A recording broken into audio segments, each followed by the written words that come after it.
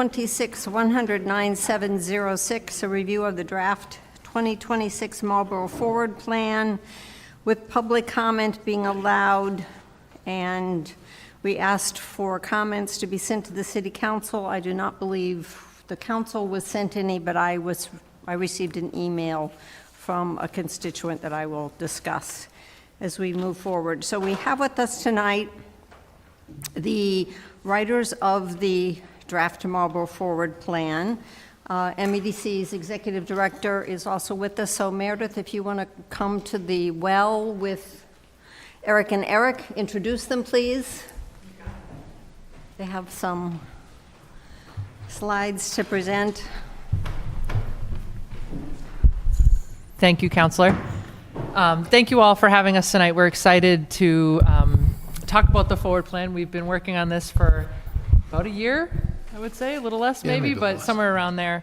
But excited to talk about what we're considering the addition, I don't want to say addition, but the new plan from the master plan from 2011. So without further ado, I'm going to introduce both Eric and Eric from RKG, which is the consultant that MEDC has been working with to update the 2011 master plan. So I'll turn it over to you guys. Great, thanks.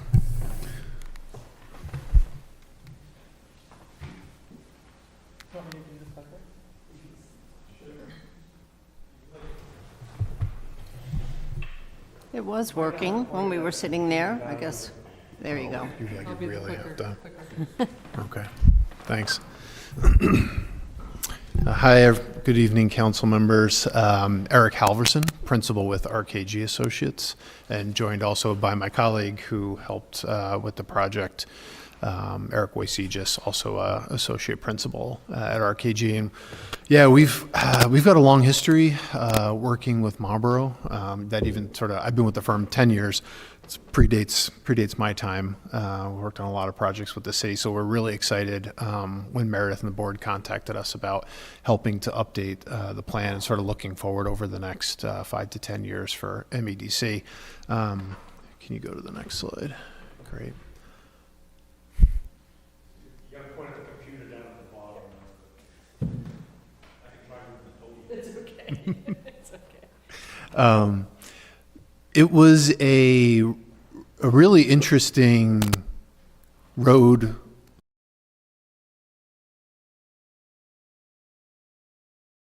plan from 10 years ago, and it was going to largely be focused on MEDC and efforts around economic development. But I guess through discussions with staff and council members and board members, it kind of morphed into a little bit more than that. And hopefully you see that when you read the plan, in that it kind of is more of a forward-looking strategy, not only for MEDC, but for the city, as you all are grappling with different, I think, key questions, not just around economic development, but also around housing, around land use, around the impact of development, around operational and capital capacity in the city. So a lot of really interesting topics that we have dealt with in many other communities, and we're really excited to dive into.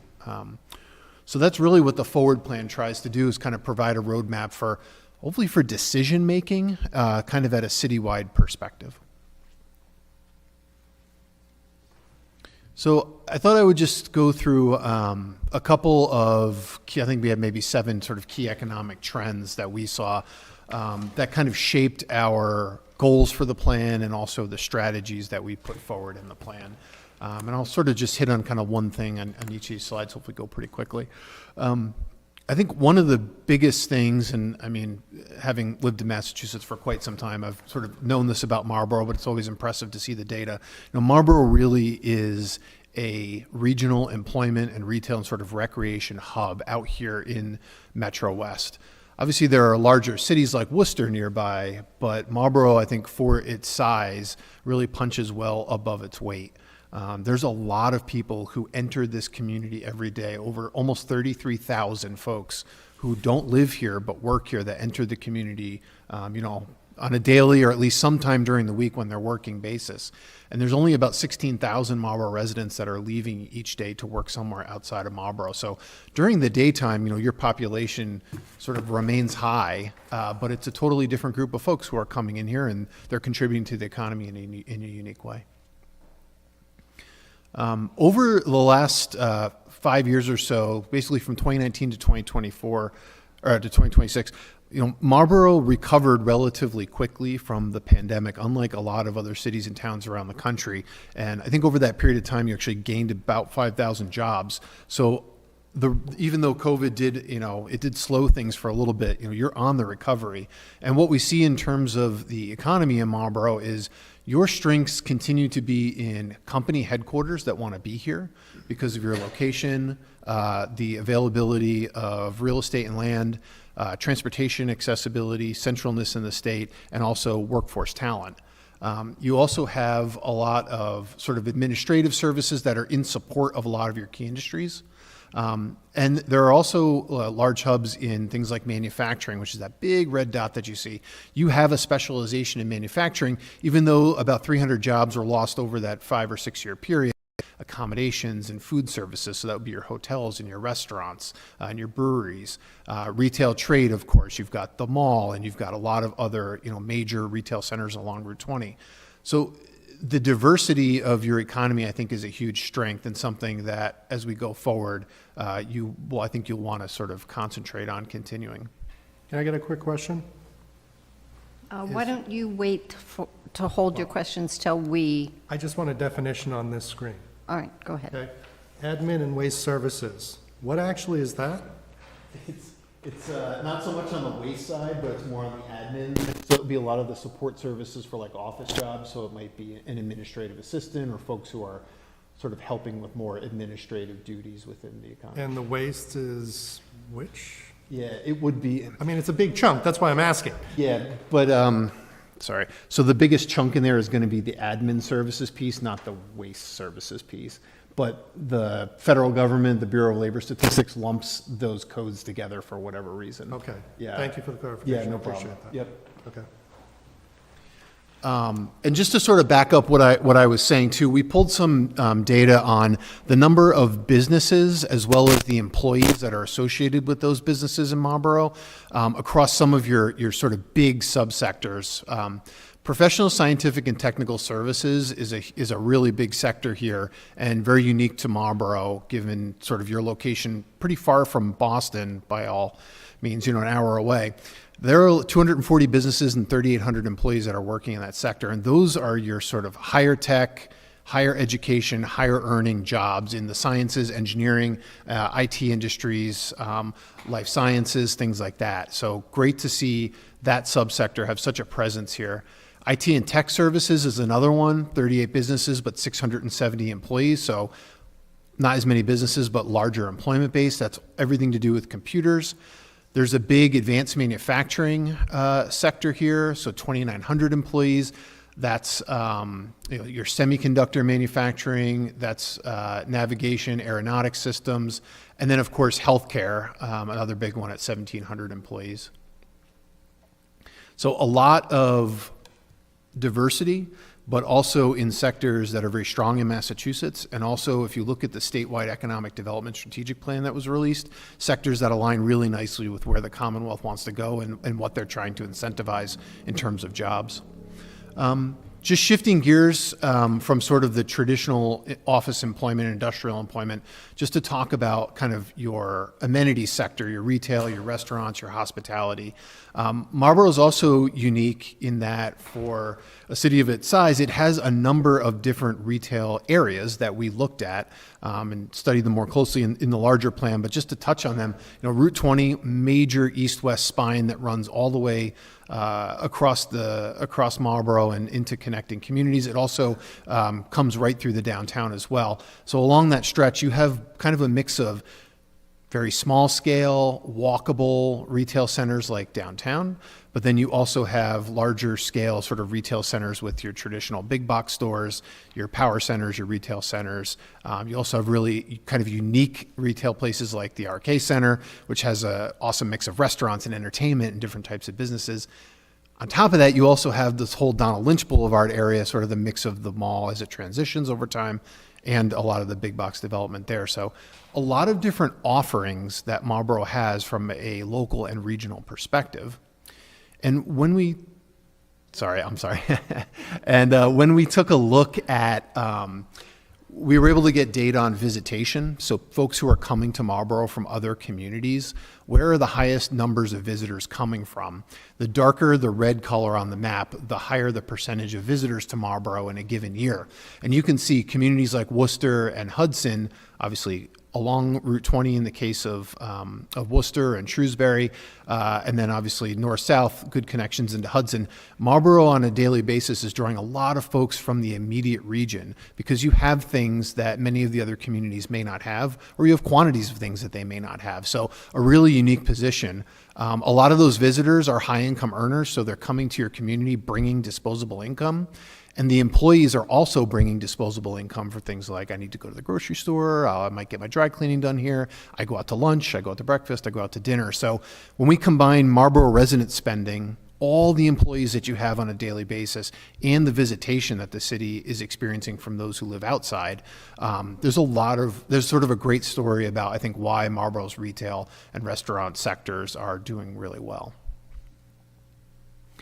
I know there's a lot on the slide. It was sort of pulled from the plan, but on the right, you see a list of the sort of the top 15 or so highest visitation locations in Marlboro over the past year. So you'll see the RK Center, it's drawing 4.4 million visitors. Those aren't unique visitors. Those could be somebody visiting multiple times, but just in terms of volume, to the downtown, the Village District, 2.6 million, Marlboro Commons, 2.3, Post Road Plaza. So again, a lot of your big retail and sort of walkable center districts are bringing a lot of people in, and they're spending time and they're spending money. So building on that, we also looked at the Village Center downtown as its own kind of place and area, and we expand upon this a little bit more in the report. But that generation of over 2.6 million visitor trips per year is the second highest next to the RK Center and the Apex area. And you can see this heat map that we have on the bottom left of the screen. The darker the red, the higher the percentage of where those visitors are coming from. So again, it's very hyper-local. A lot of folks that are living in Marlboro, living in Hudson, maybe on the adjacent areas of surrounding towns, those are the folks who are coming more often than not to the Village Center for various reasons. Not so much when you get further away, because as you get further away, particularly toward Worcester, as you get closer to Boston, a lot of towns have city downtowns or town downtowns that offer maybe not the exact same thing or the same quality, but they do have restaurants and they do have places to go. But I think it's really unique, sort of the concentration of folks who are local and are coming to your town center. Your city center, I should say. Another trend, and probably one that we'll spend some time talking about, I'm sure, is sort of the impact of COVID on real estate sectors. The first one we wanted to look at is sort of the older office and the transition of that older office and flex space and sort of how it's been performing over time. The thing I wanted to draw your attention to on this slide is the graphic in the middle and the orange line that's running from left to right and up and down. That is historic and current vacancy rates for the office sector in Marlboro's submarket. So Marlboro and its surrounding communities are part of kind of a larger economic submarket for office. And you can see, vacancy historically has hovered in the kind of 12 to 15% range. Post-COVID, we had sort of some corrections and a dip. And then all of a sudden, sort of after 2021, middle of 2021, vacancy starts to climb as folks haven't necessarily returned to work full time. Businesses begin to right-size the amount of space that they have and the amount of space that they need. And today, as we sit in the submarket, we're sort of at record high vacancies, around 17% or so. So that sort of leads us to the question of, is this a sustained trend? And if it is, how should Marlboro begin to position some of those older office assets? This map, which unfortunately got shifted up a little bit, so the circles aren't exactly where we had them in the report. The circles should sort of be over areas that correspond with parcels that are colored in a more darker color, as well as dots that are of a darker or of a lighter color, or sorry, of a darker color. So dark and dark, where those overlap, those are your most distressed assets right now. So those would be your older office assets, as well as office assets in terms of buildings that have the highest vacancy rates right now. And a lot of that overlaps with the Southwest Quadrant area, of course, because that's where you have the majority of your large office product, and a lot of it that tended to be built sort of in the 80s and the 90s. So we'll talk a little bit more about that, but we sort of did this to start to identify what. And the interesting thing when we dive in a little bit more, this is just a little slice here of the Southwest Quadrant. We see sort of large footprint buildings where the floor plates are quite large, and then they're surrounded by a lot of surface parking. At the time when these were built, that was probably the most efficient way to deal with buildings and the most efficient way to deal with parking. And you had a lot of land out here compared to, more of a Boston or Somerville, Cambridge city environment where people are going to underground or deck parking. So this is the kind of development pattern that we have out there. And as we're thinking about repositioning assets, it's sort of I think it's a good thing in some ways because we have a lot to work with. We don't just have the building, we also have the parking. So we could potentially think about intensifying the uses or intensifying the amount of development in these areas to try to maximize revenue for the city over time. As we think about maximizing revenue, we kind of looked at revenue generation for the city in two different ways. So this map here shows the total assessed value of every parcel, every privately owned parcel in the city of Marlborough. The darker the color, the higher the total assessed value on a total value scale. So you see, if I sort of direct your attention to the Southwest Quadrant area, there's a lot of dark gray in that area, suggesting that those parcels are assessed at or are driving a lot of assessed value compared to other parts of the city. If we look at it a different way in terms of how do we measure development intensity against assessed value, which is the next slide, you see a very different picture. And if I was able to interact with this map, I would zoom in on the downtown area where the parcels are very small and the colors are very dark gray, suggesting that smaller parcels with a high intensity of development on a per acre basis are really driving much of the value in the city. And the area in the Southwest Quadrant where the parcels are much larger, the buildings take up a smaller percentage of the parcel, and parking takes up a lot of that area, we see on a per acre basis that development or that assessed value coming down. The interesting thing before Meredith goes on is in the green district, you'll see that little quadrant there in that southwest portion of the city. Those parcels continue to pop. That's sort of partially because the intensity of development on those parcels with the multifamily residential is a lot higher than the office. And the rents are very high because that development is very new. So it's interesting to see that pop compared to a lot of the other sort of older developments in the Southwest Quadrant. Shifting gears a little bit toward housing, we were asked to sort of do a housing needs analysis as part of the forward plan because I know there's been a ton of interest and continues to be in housing development across the city. Sort of driving that are a couple of things. One, your population continues to grow. You've had about 3,300 new residents, or you're projected to grow by 3,300 new residents, and you have grown by about 1,398 since about 2020. So you saw a bump with COVID. That's kind of flattened off over the last couple of years, but you are a growing city, which is not the case for a lot of places in Massachusetts. And when things are built, particularly on the multifamily housing side, when new units are delivered to the market, they are absorbed very quickly, and they have very little long-term impact on the vacancy rate. So in this case, the orange line that's going up and down quite a bit, wherever you see that line going up, that typically means that a large building or development was delivered to the market. But then the vacancy rate drops pretty quickly within a quarter or within a year or two, back down to historic vacancy rates hovering in the 3 to 4% range, meaning somebody builds something, they put 100, 200 units on the market, about three quarters of the year later, those are all absorbed. Vacancy comes right back down to historic rates, and that's been the pattern. This is not unique to Marlborough, the submarket. We see this all over Massachusetts. But it's kind of why people are continuing to build.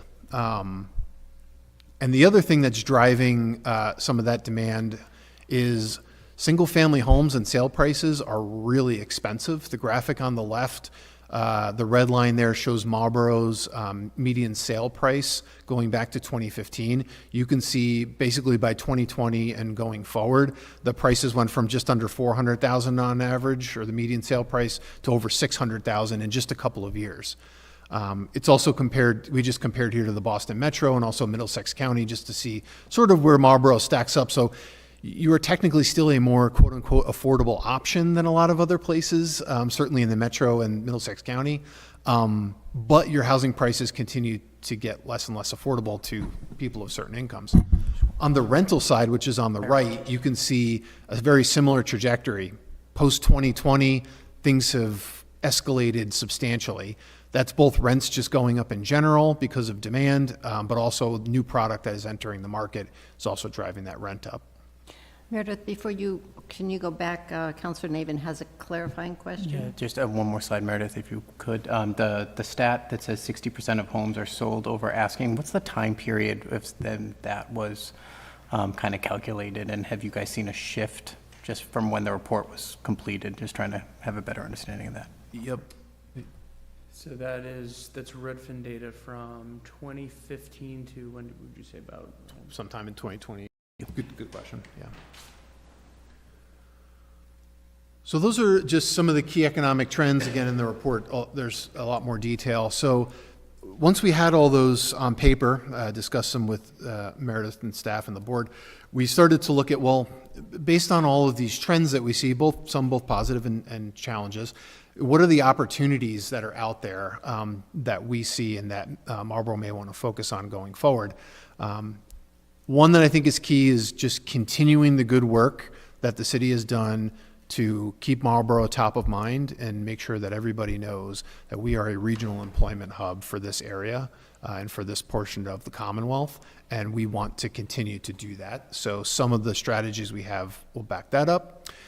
The second one is, as we're looking at older properties or the opportunities to reposition properties, how do we do that strategically, and how do we then market to and invite in the industry sectors where we have existing strengths and strengths going forward: life sciences, tech, advanced manufacturing, and where appropriate, thinking about introducing residential or mixed-use development. The third one is around continued housing demand and population growth. So as the sort of regional economy continues to expand, demand for housing, I don't think, is going anywhere. People continue to want to live both in Marlborough as well as in the Commonwealth. So continuing to focus on that and, thinking about housing where it makes sense. Given the visitation to downtown and all the work that's been going on in downtown, I think continuing to strengthen downtown as kind of that walkable mixed-use center. There's a lot of folks from around this immediate region that are coming here and visiting that downtown. And then the last one is just leveraging your transportation connectivity to state highways and also interstates, as well as the infrastructure that you have serving some of your primary growth areas. You have water, you have sewer, you have power, you have transportation, you have public services. There are a lot of communities that are certainly smaller than you that don't offer all those services or don't offer them at the level that Marlborough does. On the challenges side, I think the structural changes to the office market are really important to pay attention to, as I mentioned before. I think managing the transition of some of those employment districts, you all are on the sort of front lines of that transition, like in the Southwest Quadrant. Right, you have seen some proposals in the past. I think you're seeing more that are sort of coming before you. So just thinking critically about that and thinking about some of the strategies we have in here as you're weighing what you want to do as a city. Making sure you continue, and I think you've done a great job, balancing growth with infrastructure and service capacity. So sort of trying to mirror or to marry those two.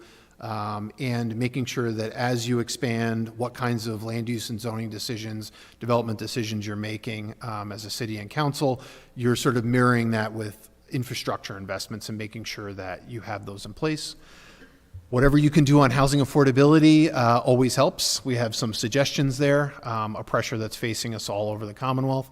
And then just thinking a little bit about the aging housing stock and also the limited housing diversity. So there's a lot of housing in the single family and sort of 2 and 3 family range in Marlboro, and more recently, a lot more housing on the larger multifamily side. But in most communities that we work in, there's what they call the missing middle. It's sort of the middle stuff that we used to build a fair amount of, like small townhouses, small apartments, multiple homes on a lot, those kinds of things that I think could fit well in Marlboro, particularly in some of the areas in and around the village center where you already have a little bit of that housing stock, but maybe loosening some zoning restrictions and getting a little bit more of that. The reason for that being, it doesn't always have to be rental. The sort of missing middle could potentially be sort of entry ownership housing stock as well. If you can get the density in there, the housing prices could come down a bit and make some more entry-level housing. Then we wanted to do something a little different with this plan, and we kind of decided to build it around 5 different themes that we could carry the strategies through. And these are sort of repetitive to the opportunities, but again, Marlboro's a regional hub, reimagining those underperforming places, thinking more about downtown village center, expanding housing, and then guiding growth and infrastructure alongside each other. I won't spend a ton of time on this, but one way that we were starting to think about this and working with MEDC and the board on was thinking about, like, what is the value not just of the city of Marlboro, but of the places within Marlboro. Each of the locations that we've talked about, from the area up by the mall, to the village center, to your different neighborhoods, to the southwest quadrant, to parts of Route 20, they all play a role in Marlboro as a city, Marlboro's economy, Marlboro's housing, sort of housing position. We wanted to try to quantify for each of those places, like, what the actual value is and how you can either maintain that value or expand upon the value of that place over time. And that's sort of how we structured the strategies. One way we tried to identify places was Eric developed this model for RKG in-house, and it's called our urban form model, but for Marlboro we called it place types. And it looks at all the buildings in Marlboro, all the parcels of land in Marlboro, and all the streets in Marlboro. And it compares every single parcel and building to its nearest neighbors and other neighbors around the city. And then it groups them by, are the buildings similar in size and in height and in scale and in density? Are the roads of similar size and shape, lane width, do they have sidewalks, do they not? Are the parcels of similar size, et cetera? And the model essentially does machine learning, does what it does, goes in circles, and then comes out with a map that says these places are like other places. The reason we did this was people may not think that the area around Donald Lynch Boulevard is the same as the Southwest Quadrant, but sort of from a built environment perspective and an infrastructure perspective, they kind of function in the same way and they kind of have the same flavor. Same with your neighborhoods. Like, we have neighborhoods that are colored in a darker purple that are a little bit more intense in terms of their density or their housing types. And then you've got the more traditional kind of city suburb neighborhoods in pink that are a little bit more spread out, a little bit larger lots, a little bit bigger homes. So we thought by grouping them together, we could give you strategies that sort of direct you toward, well, if we're going to make a change in this kind of a place, what might the effect of that be across the city in these different places, not just neighborhood A, we're making this change. That change in neighborhood A might be appropriate in neighborhood B, C, and D. So as we start to think about the themes and some of the strategies, one for MEDC is really continuing the great work to target industries for Marlboro. So we provided some focus industries that I think align nicely with where you are today and where I think the Commonwealth wants to head in the future. So continuing to press upon professional, scientific, technical services, healthcare, publishing industries, which is really software publishing, so not books necessarily, but computer software. You have your computer electronic product manufacturing, which is big in the city. That's like your Raytheon and Hologic, continuing to build those. And then the one we added here, which I think it's a little bit outside the norm or the tradition, is recreational industries. You've got a lot of folks who are coming here like to play hockey, for example. Is there some way you can continue to build on Marlboro's sort of regional position and maybe add some things that would pair nicely with what you already have going on? The other one, the next one's just around reimagining those underperforming places. So here it's sort of identifying a pathway for redeveloping those buildings which may be obsolete today or which may be quickly becoming obsolete in the future. So thinking about potential zoning changes, barriers to permitting, if there are challenges for redevelopment, maybe revisiting the zoning restrictions and thinking about how you might want to make it a little bit easier if that's what you want to do in certain places. And then sort of maintaining the attractiveness of the commercial and industrial districts.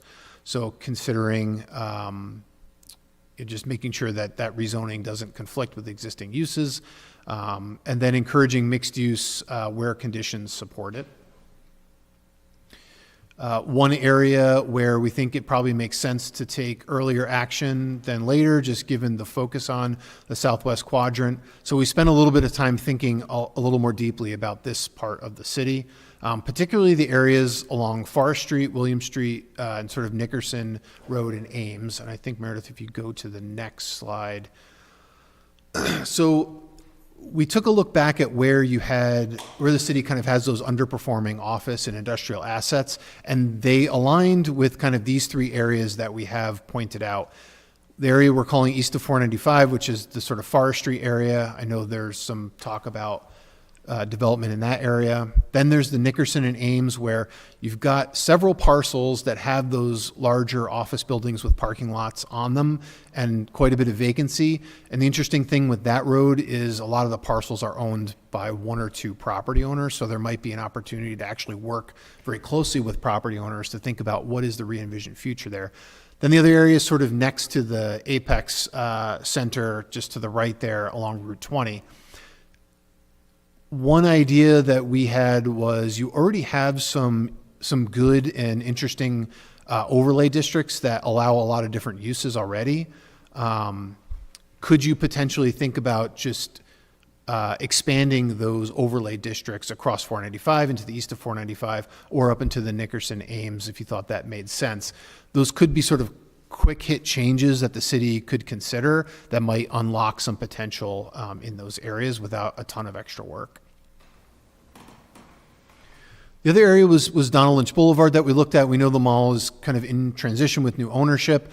There's really good zoning in place there already. So I think it's just continuing to evaluate the effectiveness of that relatively new overlay district, talking with property owners, sort of seeing what comes out of that, and just making sure that that is aligned with the direction that property owners would ultimately want to take. Moving to downtown, I think there are some zoning changes that you could consider to lift what might be restrictions or at least perceived restrictions in the zoning, and continuing to sort of expand mixed-use development in the downtown core. I know you have some of that going on already and some more that's coming. You know, are there opportunities to transition some parcels and buildings in the downtown to kind of a higher and better use where tax production would be even better than it is today? Around expanding housing opportunities, we've got a lot of strategies in the report around this. Some of it is looking at increasing the housing supply in general, again, being strategic about where that might happen. Maybe some of that is in that Southwest Corridor area. But there are other places in the city, as I mentioned before, kind of in the peripheral neighborhoods of the Village Center District, where I think some zoning could potentially be loosened to open up opportunities on parcels for some of that kind of missing middle housing, and we have some suggestions for that in the report. This is just a map sort of illustrating where the city may want to begin to focus. It's kind of in those, again, those peripheral, what we have on the map, the sort of purple, more densely populated neighborhoods where you already have some of those housing typologies. The other one in housing is more focused on affordable housing, so deed-restricted affordable housing in this case. The city is currently above the 10% 40B threshold, according to your subsidized housing inventory, but you're at 10.8, so you're just over, but you are over. Therefore, you're not subject to friendly or unfriendly 40B developments. But as you have new housing added to the city, just making sure that you're maintaining that percentage, and also just keeping an eye on any deed-restricted units or 40B developments that you do have, and seeing if those deed restricted units are going to expire at any point. Because if those expire and revert back to market rate, that's going to bring your SHI number, your 40B number down. So again, just some suggestions on sort of monitoring short and long term. And then around guiding growth and evaluating capacity. So we did put together a whole fiscal impact model for the city, which we had shared with MEDC and the board, sort of looking at the revenue versus the costs of different types of new development that might come over time.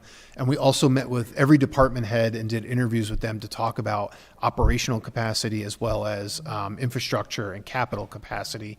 So we have some recommendations here around capacity. I would say overall, I think the city's doing a really good job. And what I learned from the department heads is there continues to be studying of infrastructure and the capacity, especially around things like water and sewer. I know there's a lot of questions there. I know the schools, you're sort of tackling that right now with the new elementary school. I know there's conversations ongoing about what to do about the fire station, and do we have something in the West District? So I know there's a lot of really good conversations going and a lot of good analysis by the department heads happening. So a lot of this is just recognizing that work and continuing to follow through on that. I won't spend too much time here, but if you looked at the report, we did sort of a comparison along Nickerson and Ames and the mall site, just what would happen if you shifted land use or you allowed a different type of development to occur in these areas versus what there is today. So in this case, we said, what would happen if like multifamily development happened here at a size and scale to what's been approved more in the Green District area, and you kind of had more of that in the Southwest Quadrant up by the mall site.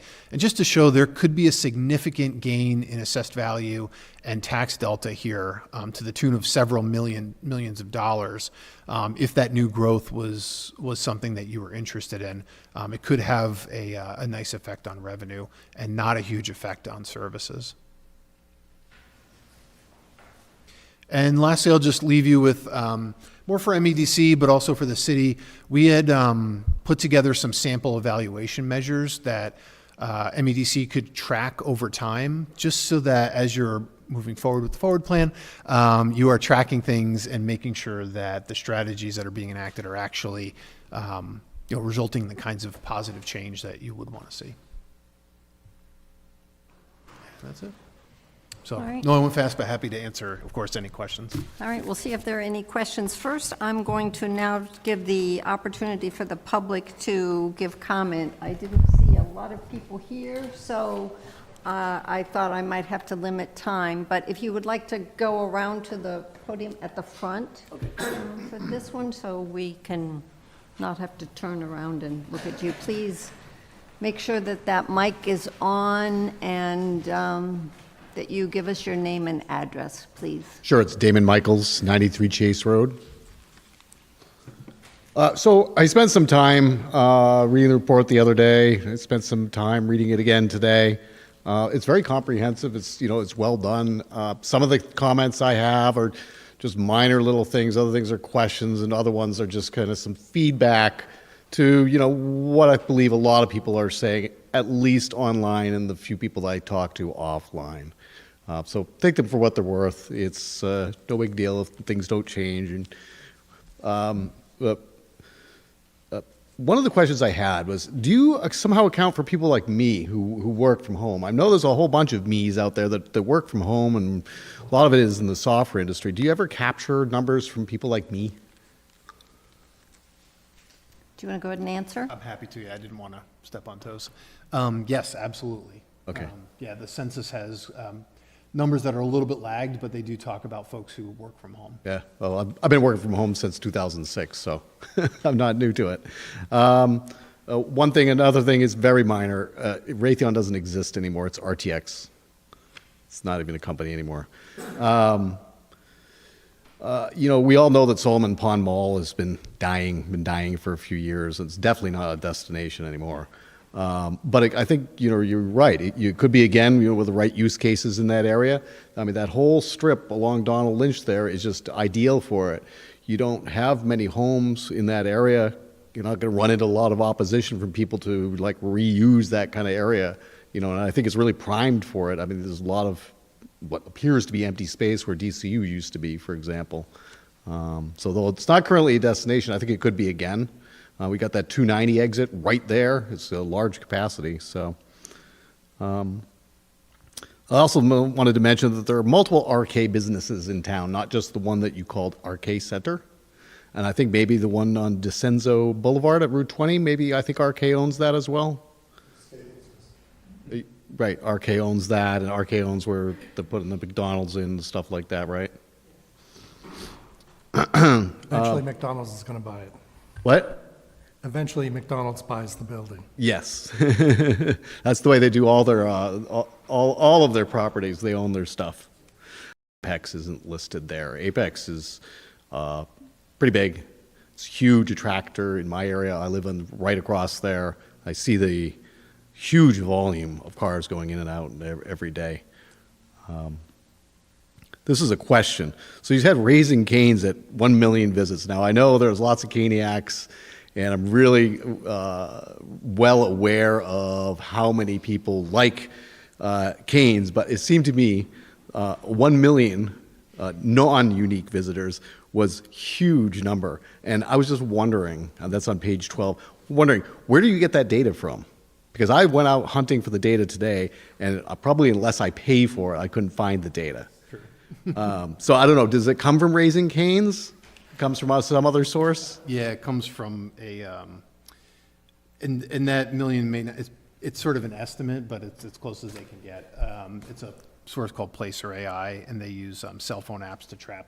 What's the name of the company? Placer AI. Oh, Placer. Okay, got it. Yeah, they do the cell phone tracking. Yep, so they cell phone track, and that's how we get the I bring that up because I posted today on one of my Facebook groups, and people were kind of shocked by the number and couldn't believe the number. So I want but however, living in the area, I saw the huge burst of activity, especially at the beginning.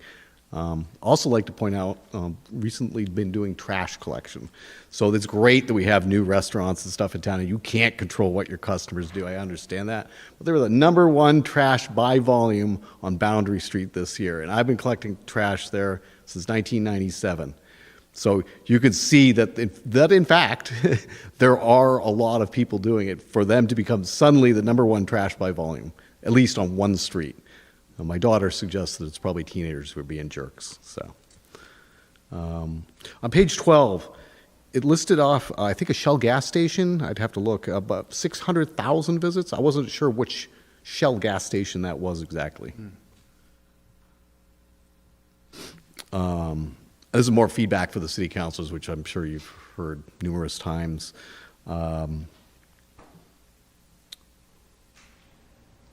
So people here generally seem to have gravitated now towards that they don't want 1 billion huge apartment buildings being built here anymore. That they're kind of tired of it, especially with the explosion of ones that we've had in the community. You could just see it online. I've heard it offline too. It's on page 17. The other day when I was here, they were talking about mixed use, and one of the developers was here, and they were talking about having, they want people to stay in that area, so where the mixed use is. And to me, that doesn't really help the rest of Marlborough. If you're having everybody stay in one area, yeah, I'm sure they'll come out and stuff like that. But the fact that the developer wants them to and says that they want them to, probably is. And I'm sure that they will, but the fact that the developer is pointing that out as something great to keep there, to me, that's not great. I also really liked on page 30, the GIS data that you pulled out. So that's one of the things I do at my company.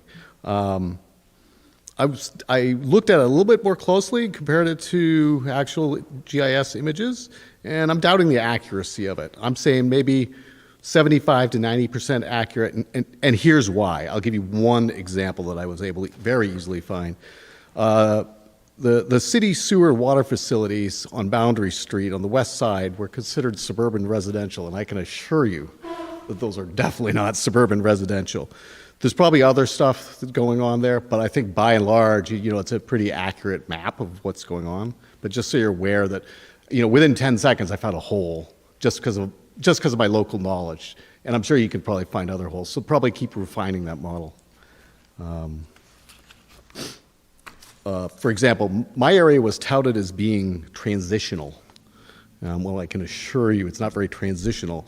We're locked in a neighborhood that, although our neighborhood has, and I looked up how you guys define transitional. My neighborhood has, yes, sidewalks on both sides.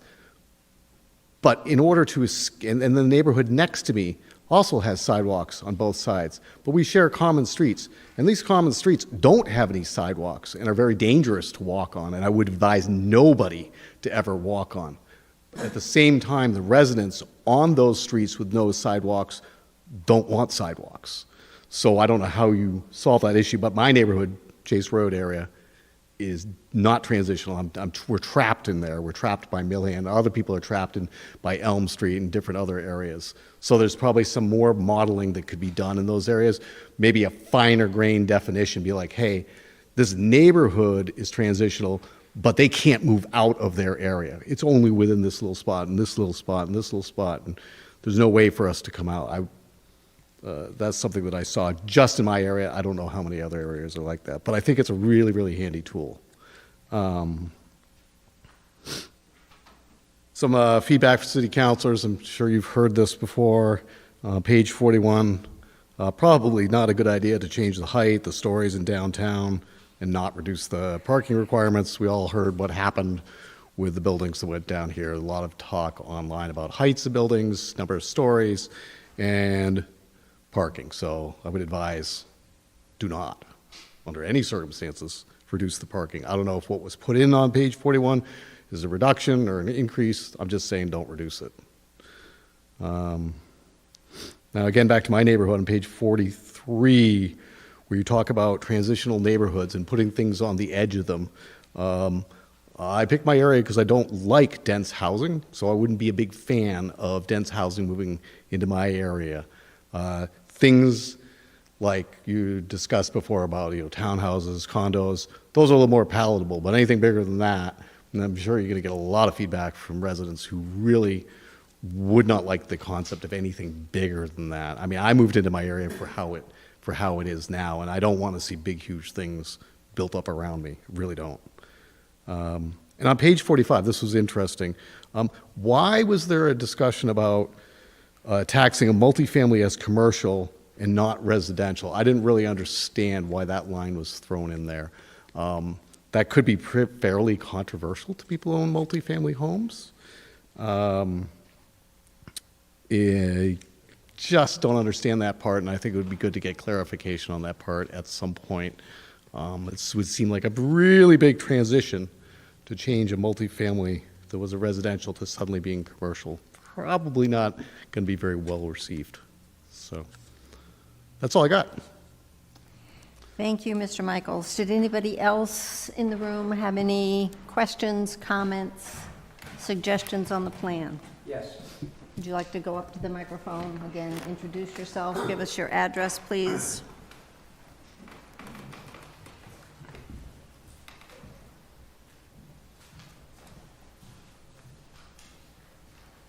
My name is Stephen Vigneault, and I live at 47 Reynolds Court here in town. I was at work from home from 2014 to 2019. Now I'm a retired from home, which works out even better. Some general comments. I'm thrilled that there is a plan afoot, because it has certainly seemed, as a relatively new 10 years-ish resident, I couldn't find a plan. Nothing made sense to me. There are just overly large buildings being jammed onto lots, and I'm contrasting with our downtown and how it's changing with the downtown right nearby in Hudson. And they aren't burdening their downtown with these large buildings and pretending that one parking spot per housing unit is going to be sufficient, because in America, that's science fiction. There was also this enormous proposal for a development on Robin Hill Road, and I think that was around 300 units that appeared, and there were hearings I didn't get to attend because I was traveling for business. It seems to have vanished. I tried to find out what the status is, and it's not easy to find things on our website. I have a particular comment on page 46, which is, it's the one that was right towards the end, and it showed a proposal for making use of the slowly dying Solomon Pond Mall and some of the other things on, I almost said Daniel Webster, Donald Lynch Boulevard.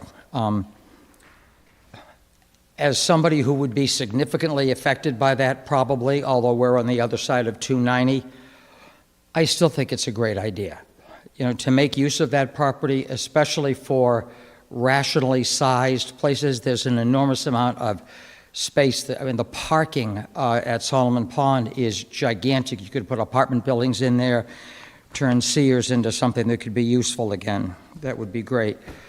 But I'm perplexed about the math on page 47. It says, 46. It says that there are, it said it is capable of 444 housing units. I wasn't completely clear as to whether each one of those is a multi-unit dwelling or those are each one is a family unit, a single place to live in. But the math threw me. It says that the number of people with 444 housing units, that says that will provide 31 additional students. I can't make that math. I looked at, and if I'm reading something wrong and my engineering degree has completely fallen out of my head and I can't do arithmetic anymore, please forgive and correct me. Right now, the city has data pulled off. Well, first off, one of the things, there was a note on that slide that said, based on our analysis, the recently built multi-unit dwellings produce 0.07 students per unit. That doesn't fit with the rest of the city, number one. Number two, those kind of housing units generally draw younger couples. And the one thing I know about younger couples is they tend to produce children. The ones that I know certainly are. We're grateful to one of our sons for giving us grandchildren. And he's not at the 0.07 number. If you look at the numbers now, we have roughly 17,000 housing units. All this is all derived. I have the primary source material for this. I was surprised that there was no primary source referred to, just a number report to it. We have 17,000 units, roughly. We have 4,750 K through 12 students, according to the data that I found. And you take 4,750 students, divide it by 17,000 housing units, and each housing unit has 0.2794 students, roughly 0.3 students. If you put 444 housing units in there at 0.3, that's not 31 students. The number is a whole lot higher than that. It's about 7 times that number. If you take the Nickerson area, which can handle supposedly 1,122 housing units, and you have it be the actual number, it's not 78 students, which is what the plan says. So unless these housing units are all 55 and above, who produce very few children, or you're providing birth control with every apartment and it's mandatory, these numbers don't fly. And I think that is, when I find, and again, correct me if I've missed something. I've missed many things over my years. Steve, I won't correct you, but I will sort of stop you, and I don't know if they want to comment, but I believe the numbers that they used are the same numbers that were put into information from the campus that come from the superintendent of schools, who gave us the numbers when we were asking how many students are actually in the new developments that we have approved that now are full, getting full, even the brand-new ones. And those are the numbers that are the real counts of students coming from those apartment complexes, that they're I wish projecting. there should have been a forward. reference to that in the document to substantiate where the number came from, because it seemed like there's a good number, I'll go with that one, because I can jam more housing units in if I can tell the nice people that they won't have to build another school. So I appreciate being illuminated on that. However, I will counter by saying, going back to the point that I made earlier, condos and apartment buildings tend to draw in younger couples. I would be shocked if that 0.07 per unit number is true 5 years from now.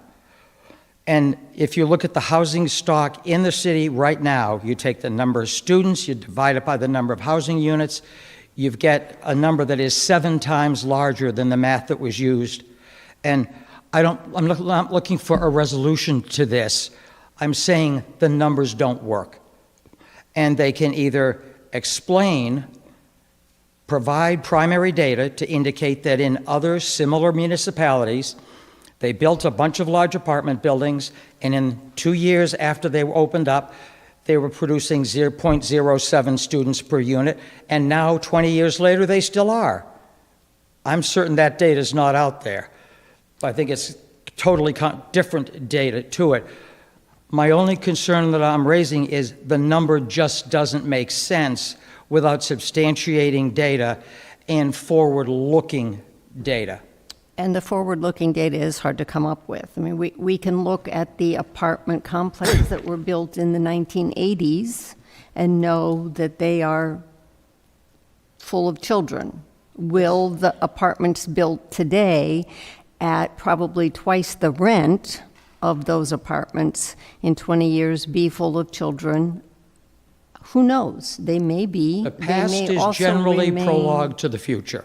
And if the city is going to plan based on a set of numbers and put in a plan that goes out 10, 15, and 20 years, there should be reasonable predictions and forecasts based on some sort of factual data. And you just articulated some factual data from apartment buildings that were built in the not overly distant past, and that's not a 0.07 students per housing unit. So all I'm trying to get at is we need to have the numbers explained and have it explained to us why those numbers are the numbers that we should be thinking about in approving a plan that, from very simple arithmetic, is going to require us to build enough classrooms to hold another 500 students if we were to build the Nickerson and the Solomon Pond Law properties. I'm not opposed to building them. I just want us to be planning for it so that when we look at the tax revenue coming in and all the rest of roads, you ought to drive around on some of our roads. We have a lot to apologize for, and it is not getting better. I've corresponded with the mayor's office, received basically a form letter emailed back, and they still have done virtually nothing except slap a bit of pancake batter on Bigelow and Elm and wished us Godspeed and hope we'd stop calling. We have serious road problems, and sometimes you just have to face that. That's my comment. Thank you. Thank you. Your road comment is certainly appreciated, and I think all of us that live in Marlboro agree with you. However, I drive all over this area, maybe not the whole state, but it's just as bad everywhere else. So it's an issue. The forward plan for, I know a lot of the roads won't get fixed, but there's a plan to do maintenance. So Madam So- Chair, and- so hang and on, I- hang on. One, Steve, you're not next to a microphone, so no one can hear you, okay? Sorry, and this is not the discussion time for transportation. We can have that when the mayor brings down plans, but I know that the roads are an issue that we talk about as a council offline all the time. We get the emails, we drive the roads, we totally understand that. Understanding and fixing are regrettably very much apart in the city right now. All the The city could, at a minimum, publish on our disjointed website a list of what roads are going to be fixed in what order. I believe that's there, but again, this is not the time to have that discussion. So thank you very much for your comments that are there. I know specifically with the students, I think demographically across the country and in Marlborough, less families are having children. The city of Marlborough is losing children. So there may be a reason why, specifically around federal issues. It may just be that we're losing children because they're not here. That's an argument we could have at another time. And I think that the issue of what we've built, what's being brought to us to be built, is a discussion that each of us as counselors needs to, and have had the discussion of how many children will it actually bring. It's a guess. So. Can I just comment on one other comment about that there's no good place to find information on developments that are being proposed? We've actually done a lot of work over the past couple of years of aggregating that data. In any active proposal that's in front of the city council, there is we call it the developer's communication page on the city website that you can go and find any active special permit application that's before this council. And happy to follow up with you to send you a link. It's on the city's website. What do I search for to find it? I can give you my card before we leave, and I'm happy to email you a direct link.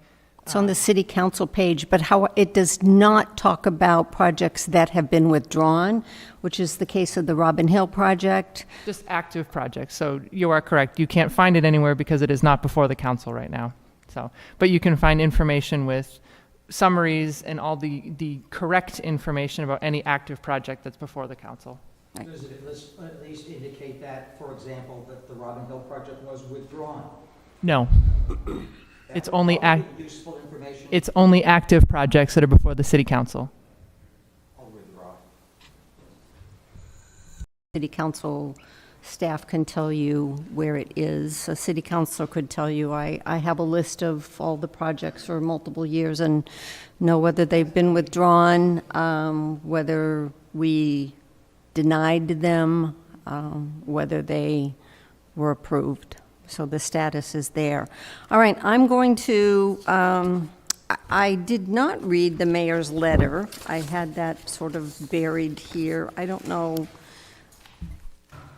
technically how important it is. You all got it in the original packet. So what I will give you is the email that I received from Becky Salemi on Blazewood Avenue, 32 Blazewood Avenue. She was very outspoken, that's the word I want, when the Boston Scientific Project was before us, another one that was withdrawn. So her comments were really about the fact that the open space and recreation plan that was recently adopted does not seem to mesh with the forward plan.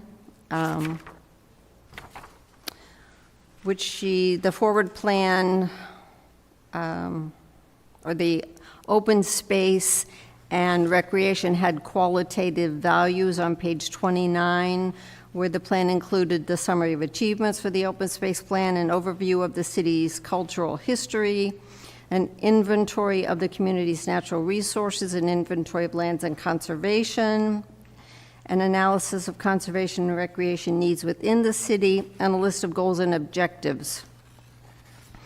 I pasted this here to emphasize the importance of the open space plan and wonder why it was not mentioned in the Marlborough Forward Plan in any comprehensive way. Is there a way that these two critical and well-developed plans can work together to truly position our city in the best possible stance for the future? So I guess I would agree they are two separate documents that would probably have to work together. And I don't know if there's a way to mesh them or keep them as separate, or if you have. I mean, I would assume that Priscilla spoke about the open space plan. We can certainly share it with you guys, but yeah, I mean, they spoke directly with the department heads about those types of things. Okay. And then I just want to kind of begin for people who do not know, because I guess I feel a little like one of the speakers that the master plan was approved, the first draft, but I have never looked at that over almost 900-page document, or even the 90-page synopsis, as we have either rezoned or we have had projects come before us. So it's a document that we adopted. We adopted a preamble that says a lot of nice stuff, but I don't think it's been a working document for us. So my hope is that if, in fact, this new forward plan does get adopted, that it becomes more of a tool that we really do use. And I don't know if there are things in it that we need to clear up, things that we need to decide if we agree with as a council. A couple of points were brought up by our speakers that I think need to be clarified. So I know back in, people talk about it, 1985, there was the original master plan. It was presented by then Mayor Kusan Haddad. And I do want to read where it stated that the challenge for all citizens of Marlborough is to understand our city and the economic, demographic, political, and other related forces at work so that we can direct growth and redevelopment in a beneficial pattern, as well as cope with the related impacts of that growth. That's why the master plan was presented to the City Council. I think those are still true today. But he further stated, the plan is not a specific solution that will automatically solve our problems. The strongest and most valuable part of the plan is the statement of goals. These adopted goals represent our shared beliefs and values. So the master plan had multiple goals that, if you look at them today, people would argue that most of them were done, some of them were not done. Some of them that were in there were to continue with the planner and to continue updating that master plan, which obviously never happened. It went from 1985 to 2011 at the urging of MEDC to come up with something to help guide us. So there does seem to be a desire to have something that we can look at as we get projects before us. My concern with some of it, especially with the southwest quadrant, is that things are before us now. And so it's hard to figure out where to go. And somewhere in here I have, it was fun going back. I know I tossed tons and tons of stuff, but I have Marlborough Southwest Quadrant Analysis from 2015, done by MAPC, which kind of says the same thing that we're talking about now. That's where our growth should be happening. So it's nice to know that that's still a consistent idea. Madam Chair, can I just our entire goals and objectives of our organization are based on that master plan. So it was the economic development master plan. So I just want to Right, make but sure the that city it's known council, as a council, did take, I mean, I didn't watch all of it. It was referred to, interestingly enough, Operations and Oversight, thank you, Operations and Oversight, but they did adopt the plan as the city's council's master plan, but it sat on a shelf and never was really used. You used it as a organization to bring growth to the city. We didn't use it as a zoning special permit authority body to say, hey, look, this is what we said we were going to do. Are we following that, or are we not following it? And yes, councilors have changed since 2013 and definitely since 1985, but I don't know that we did it due diligence or due justice. Councilor Ossing. Thank you, Madam Chair. So I'll just disagree a little bit. So the 2010 master plan was set up, 2011 or 2013, whenever it got approved, as the roadmap to basically, and I'm going to quote, to improve economic opportunities for Marlborough residents and businesses leading to stabilizing the tax rate. All right? And if you go through the 900 pages, which we have a couple of, I call it abbreviated versions, and look at some of the shortened recommendations, we did pretty good. What the intent wasn't for every development to come before the city to say, where does it fit, fit in this master plan? It doesn't work. No one has that crystal ball. And if you do, you're in the wrong business because you should be making a lot of money somewhere else. All right?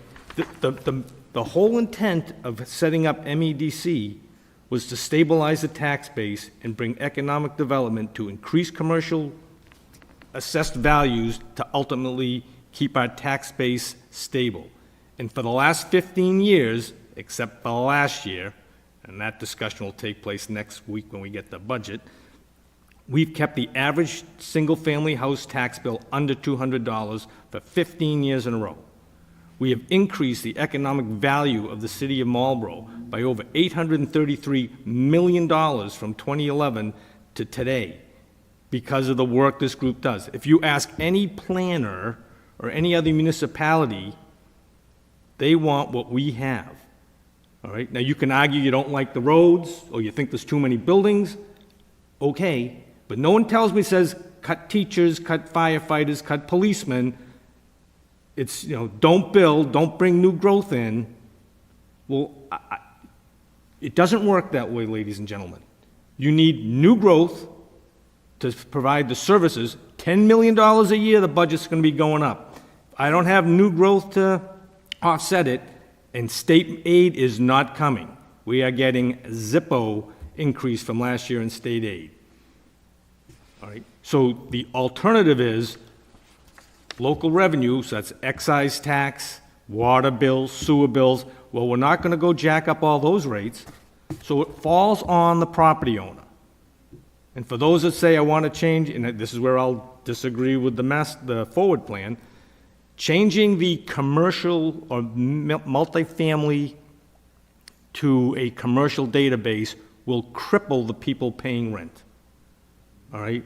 So to me, that's a non-starter. It's being talked about in Boston, and I get it, all right, because they're all looking for ways to get revenue.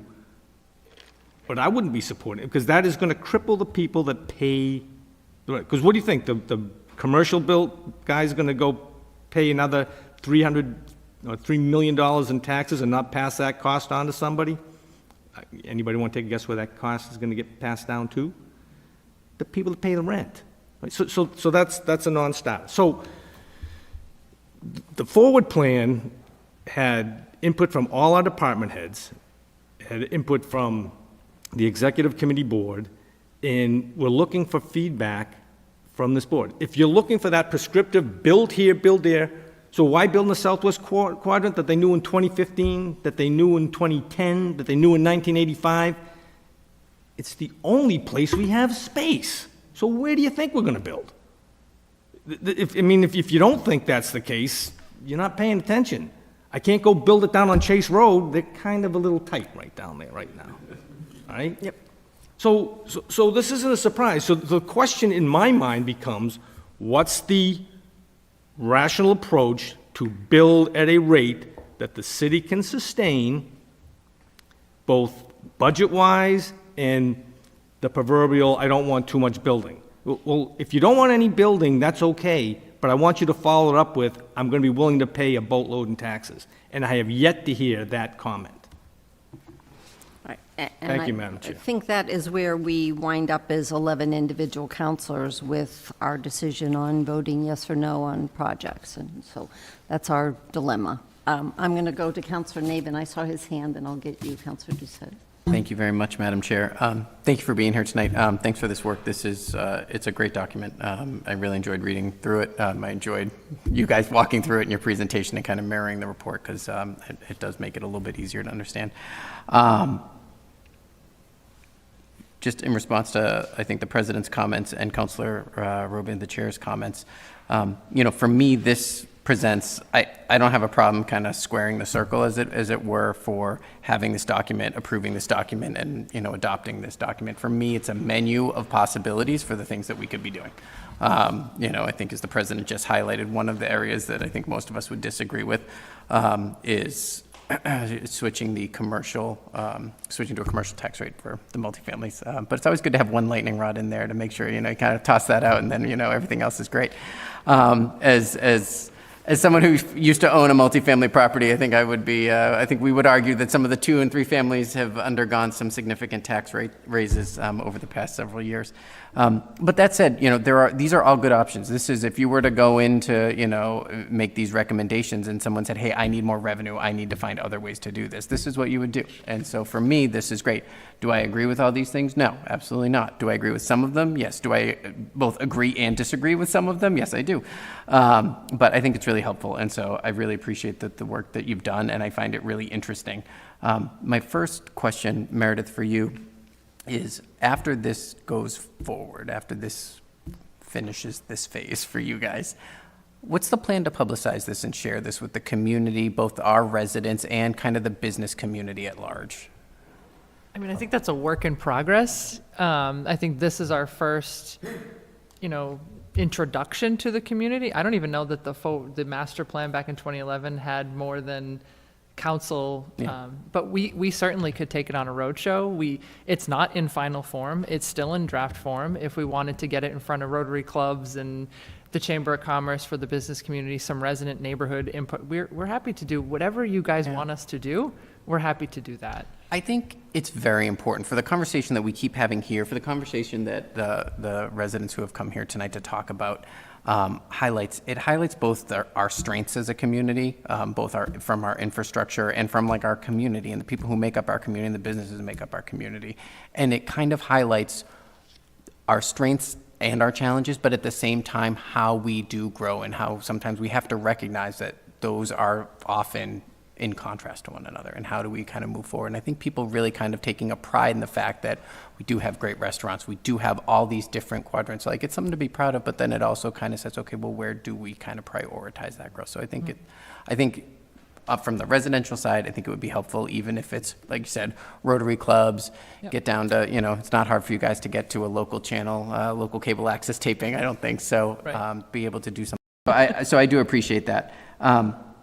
This is going to be a little bit biased, but you talked a little bit about water and sewer access and how it's a benefit structurally for us. It's a benefit for people who are coming in. Was it identified by others outside as a reason to locate? Did you have any data? Did you guys find anything about that? Or is it just basically your knowledge and understanding and your experience knowing that access to clean, reliable, and abundant water and wastewater sewer services is I would say helpful? the latter. Okay. Yeah. Okay, that's really helpful. You highlighted potential quick hits for zoning changes to unlock additional development. You talked about the parcel west of Apex and then kind of taking that a little bit further across 495. When you say rezoning for those parcels, do you mean for multifamily residential development, or do you mean are there other things that could be potentially for those areas? Yeah, it was, so the parcel that is just to the east of Apex, that we had identified, I think in the purple area. Yep. I think the idea was to take the overlay district that I think allowed Apex to come in and do the unique mix of uses that it has and just sort of mirror that on the other side and see what that could open up on the frontage of Route 20. For the forestry area and then maybe eventually the Nickerson Ames area would be taking it's like the RMOUD overlay district there, which is more residential mixed use, I think, and flipping that to the other side of 495 and, maybe, there's a lot of discussion amongst the MEDC board about which ones would you do first? Would you wait on Nickerson? Because that is a larger area. It is all owned by primarily by one property owner, but there is a mix of them and another. So if you were to rezone that, you'd want to do it thoughtfully and probably in partnership with them, and maybe it's a phased approach thing, but the other two, you know, you've got, over on Forestry, I think you've got a project in front of you, and then the other one just seems like maybe a potential short-term opportunity. Councilor Navin, we struggled a lot in our conversations of, okay, so the office market's tough today. Yeah. We don't want to give away the farm, and in 15 years from now, the office market comes back and now it's all residential. So we struggled a lot with that of how do you realize higher values today without giving away future value. Yeah, absolutely. For 20 years from now. I think you're reading my notes. I so think that's that good. was a question that got asked on the forest public hearing And so, and was brought and so up. when you have that particular question about where do we target the office space, is it the Class B office space? Is your older stock that you're like, okay, we can probably move on because we have had no bites at this in the region for quite some time? That's exactly the analysis we tried to do and highlight to the board, to MEDC, was there's a lot of acreage in that Southwest. So it's not like by making, I call them small changes, I'm not trying to minimize the change, but smaller areas compared to the overall acreage, you still have a lot of commercial industrial land that I would recommend you hold on to. Right. And, you know, if there's vacancy over time, like hang on to it, you know, and hopefully things will cycle back around again. But there's definitely some of those distressed properties, I think, where vacancy is really high, where if you did make that change and a developer went in, you could realize new growth revenue to the city. You hit a little bit on it when you talked about kind of a phased approach and how you kind of look at some of these different zoning changes. One of the things I struggle with is when we're trying to find new projects and we want to have this new growth and we look at it and there are some great projects before us, but they are in a pool of what I would call, you know, different projects that may not be as great. And you have that kind of, that choice that you have to make between I'm going to only pick and choose, and then maybe the ones I only picked and chose the best ones, and maybe they don't get built, and the other ones would have, right? And so that's always, and we've heard from developers that, you know, the market will kind of help solve some of those issues, but do you kind of have recommendations on, you know, is there a prime, have you seen in your work, is there a target number that you want to then come online that both will support the market, but then also not overburden kind of the coming online, both from an infrastructure point and from the rental market point? Like, is there a kind of a target in a community of our size that you would think will support that new growth consistently and in a sustainable manner? I don't know if I've seen a target per se. I guess what I would say, and I don't know if this answers your question or helps you reconcile with this, but if I'm a private developer and I buy a piece of land and the city grants me the opportunity to bring on, you know, let's say it's a huge project, it's 600 units, I'm just making up a number. I think they're unlikely to put 600 units all in one tranche. They'll probably phase it because they know the market absorption is, we'll put 150 or 200 units on, and we have a sense from looking at historical market absorption data and maybe other developments they have in the region or in the state, where they know that 200 units is going to take a year to lease up. Then they might come back and do the next one. So I think it would be unlikely that it would all get put on the market at once and sort of, you know, because that's not good for them either. Right. It's not good for their investors. It's not good for you all, right? If you got high vacancy, they've got to start offering concessions. I mean, none of that is really good. So I would hope that they are savvy enough, I'm sure most of them are, to sort of phase something like that in. But if you're talking about a project of, you know, 200 units here, then maybe another one over here, I mean, I think it will get absorbed just based on how things have been going, even the last 10 years. Yeah. Okay, that's helpful. This touches just quickly on the target growth, the short term. I see you guys have some homework in here as well. So some of the target growth industries, obviously biotech has seen a stunning stall in the market. I'm sure you guys already saw this, but I just saw, looks like Mass Bio was just touting the fact that Governor Healy signed an agreement with the Spain's VC fund, to support Massachusetts biotech. At that So, event, it was okay. very exciting. So great. I just wanted to Right flag there, that. Sean. That's, I'm going to brush up on my Spanish and see see if we can bring some of those folks. And then the last piece, I just wanted to touch on the student one. I think everybody as we were kind of going back and forth on the student piece, I try to make this argument a lot. Both things can be true. The apartments of today, and Katie, you kind of hit on it. Excuse me, Madam Chair, you kind of hit on it.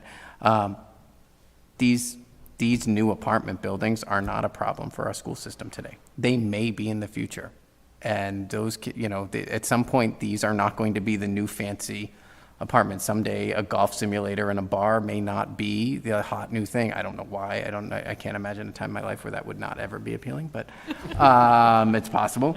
And so those may not be those apartment buildings, right? Royal Crest, when I was a kid, when apparently Mayor Haddad was in office, I just learned that today, in 1985, right? Like Royal Crest was the newer apartment, and there were some kids at school that lived there, but not like they are today. And so, we could be building, this is going to sound a little bit too far, but we could be building a ticking time bomb with some of this housing all coming online. And so they can both be true, right? Councilor Frachilli, you've noted these numbers a lot. They are not big numbers currently here. I don't know how they could be with a one bedroom at $3,000 a month, but at some point, as these get older, the companies who own them sell them, rents will come down, or the market will go and surpass them. So I think both things can be true, and we should be thoughtful as we're doing it. And I have taken up way too much time. So again, I thank you all for your thoughtfulness and your work. Meredith, continue to just crush it. Thank you. And I'll just throw out, I believe in downtown Marlboro, we did put a limit on how many units we could do in a year. We have also, the original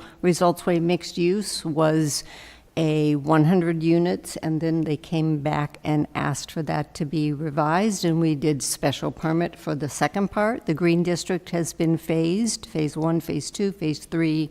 Hopefully they'll come back for, so we have done phasing. The problem becomes the one where one is here and one is there, and they're both 300 units. Do we say, well, I like this one, but I don't like that one? And we have rezoned Donald Lynch Boulevard. Well before Donald Lynch, we rezoned 20 East. Nothing. Again, nothing has happened on 20 East. We hoped that by rezoning to allow for mixed use, that would actually become a place where we could see apartment buildings with the mixed use with stores, and it's not happened. So, Councilor Doucette. Thank you much, Madam Chair. And thank you, folks, for doing the presentation. And a lot of work was put into this. Just in summaries, I hope the next time we don't have to wait, how many years? 20, 12? 10, 15 years. Like to see something here like every 5 years, what's going on as far as reporting and capabilities. That's just my opinion for that, because I think that's important. As far as the size of the presentation itself, I think is fine. A 900-page doc, which used to be the normal things back in the 80s or something, we realized that, even with TikTok, they're trying to get in videos in under how many minutes, right? But a couple of things, and I don't necessarily want to get into some details, but as far as downtown goes, we're talking about making it walk accessible, right? So the problem that we have in downtown Marlboro is that the current bike trail ends in downtown Marlboro, and bike trails should never end. They need to continue someplace else for transition and stuff. Like, I got on a bike, I got on the trail in Marlboro, I got through Marlboro, through Hudson, into Sudbury, and came back, right? But I went through the town on the trail. Right now, the trail ends here.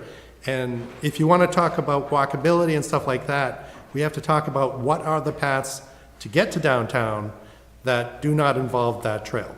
Because people will come from the trail and other paths and vice versa. And if we can get something to go south to the train station as an official path, I know there's an informal one that you were working on, but I think that's, to formalize that, to say, hey, there's a trail that you can take to go from downtown Marlboro to the train station in Southborough. That would be huge for bikers and other types of, foot traffic activity type stuff, because I'm seeing overall a lot of people just getting onto the trails. Like, I've been doing it for a couple of years, but now that the Mass Central's been paved, the place is extremely busy in a good way. But I think we need to somehow pull that traffic into here, because there's lots of opportunity with foot traffic and stuff. But, you know, when you're trying to get out of downtown, it's tough to get, you know, reasonably far out of the neighborhood. You know, you don't want to stay on 20, you got to figure out the back roads. People who know the back roads do it, but we need to make it more formal. I think some of the other things, on page 7, your review of the different businesses didn't include retail, and it would be important to actually include retail, because there's a lot of retail businesses in Marlboro, okay? You know, as far as office, you know, the office buildings is the issue. You know, we do have 2 tax rates. I think putting, you know, any type of housing into the commercial tax rate is suicide. No way I'm going to vote for that, you know. But on the other hand, I don't also want to see these commercial properties getting converted to housing, because that also reduces the rate long-term. So, you know, again, the question is basically, how, you know, what are the businesses that we can attract to the city that can take the benefits based upon location, proximity, and everything else? So, you know, we're cheaper than Worcester, we're cheaper than Boston, but you can get to both easily. I think that's an important part. And I think you brought it up once before, and I think it's going to be emphasized. You know, basically low-income, owner-occupied housing, you know, entry-level housing. I mean, we had a conversation with one of the developers, and they're like, oh, I want to do apartments. It's like, you know, we have plenty of apartments coming online. We don't have any owner-occupied housing. That's the real shortage, even if it's condominiums or anything else. We need to get that type of housing into the city, because I think the, you know, houses with lots, you know, those become expensive McMansions, but either townhouses or garden-style condos, you know, single-floor living, I think that's important to be addressed going forward as part of economic development. But, you know, I think it's also important to get different industries to come into Marlboro, because I think one of the biggest problems that we had faced in the past is that we were relying on 1 or 2 businesses. You know, Digital Equipment Corporation had 23 buildings. Fidelity came in, bought out DEC, then moved to Rhode Island, left us in a lurch, which is why you guys were developed. You know, really, economic development came out of that. You know, so I think that Marlboro Economic Development Corporation has been an incredibly valuable asset to the community, and I enjoy what you guys do. I think the first phases of development that were done over the last 10 years, there were a lot of hotels that were thrown into the development. A lot of the reasons was to support the New England Sports Center and other activities for recreation, and kind of building up a recreation industry within our community, and it worked. But how do we take that same model and possibly identify other potential industries to grow, nurture, and expand within this area? So, because, you know, the hotels help fund you guys going forward too, so you benefited with that growth. But I think we have enough hotels now, but how do we get other industries to come in here and identify the opportunities of having Marlboro at home? So that's about it. Thank you. Other councilors with questions, comments on the plan? Councilor Preciado. Thank you, Madam Chair. Thank you guys for being here. So I had just a couple questions, or a few questions. With this plan, is there consideration for like the infrastructure to build out these industries, or build out these proposed, like, you know, the Southwest Quadrant, and also expanding the economic development in other areas? Are we prepared for like the influx of that population to be moving in? Is the city, because this plan does not address any of that, right? It just addresses like just solely economic development, but not really like the bare bones, the backbone of supporting that. So we did two things around services and infrastructure. I think that's what your question's getting at, like city-provided infrastructure and services. So as I mentioned before, we did an initial round of interviews with all the department heads to try to identify what's going well, but then more importantly, what stressors do they have within their department, either personnel, capital, vehicles, infrastructure, whatever it is. So we took that into consideration as we were starting to think about areas of the city where you may want to encourage investment over time. Once we had sort of settled on, like Donald Lynch and the downtown area and certainly the Southwest Quadrant, and we had started to develop, like, at least for a couple of those areas, some of those preliminary housing counts that were in the report for like Donald Lynch and like the Nickerson area. We circled back with the school, the school district superintendent, as well as DPW and engineering to double check with them and sort of give them like a hypothetical. What if, I think we said like 15 or 1,600 units came online in the next 5 to 10 years. Would that stress the system? So we did circle back with them and double check. And I think by and large with the new elementary school that, is I think coming online in the next couple of years, that's going to have expanded capacity.